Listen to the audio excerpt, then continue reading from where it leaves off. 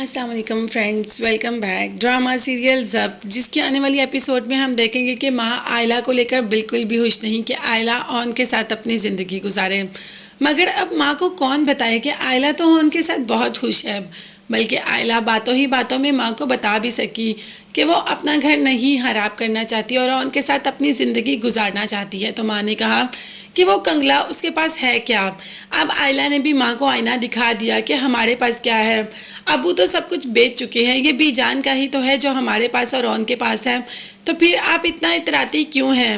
شاید ماں کو سمجھ ہی نہیں آ رہی کہ بیٹی اب پسند کرنا شروع ہو گئی ہے اون کو، جبکہ بی جان کہہ چکی ہیں کہ اب مجھے آئلہ کا رویہ اون کے ساتھ ویسا نہیں لگتا جیسے پہلے تھا، مجھے لگتا ہے کہ یہ دونوں ایک دوسرے کو پسند کرنے لگے ہیں اور اپنی پوری زندگی ایک دوسرے کے ساتھ گزار لیں گے۔ اب آئلہ نے یہ بھی سن لیا کہ اون نے امی کی ساری باتیں سن لیں۔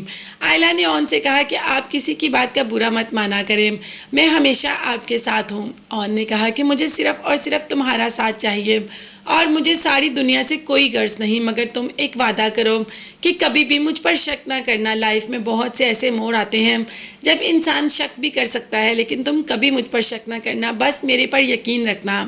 آئلہ نے کہہ تو دیا کہ ٹھیک ہے، اب دیکھتے ہیں کہ آئلہ اپنی اس بات پر قائم بھی رہے گی۔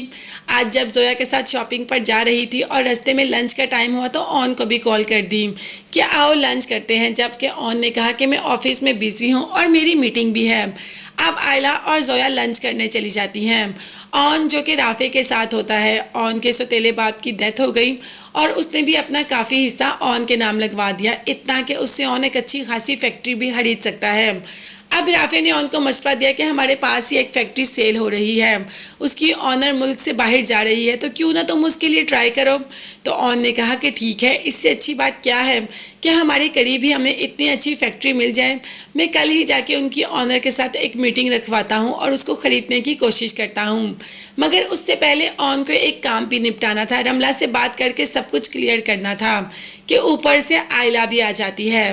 آئلہ بھی اسی ریسٹورنٹ آتی ہے کھانا کھانے کے لیے۔ اون اور رملہ کو ایک ساتھ دیکھ کر آئلہ کو تو بہت تکلیف ہوتی ہے، شاید اب آئلہ اس تکلیف کا اندازہ کر سکے جو شامی کو اور آئلہ کو ایک ساتھ دیکھ کر اون کو ہوتی ہے۔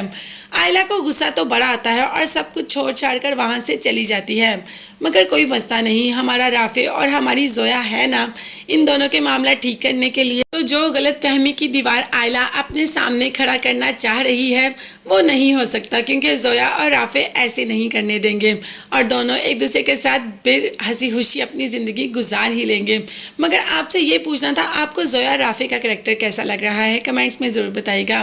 نیو اپڈیٹس کے بارے میں جاننے کے لیے چینل کو لازمی سبسکرائب کیجیے گا۔ نیکسٹ ویڈیوز تک کے لیے اللہ حافظ، بائے بائے اینڈ ٹیک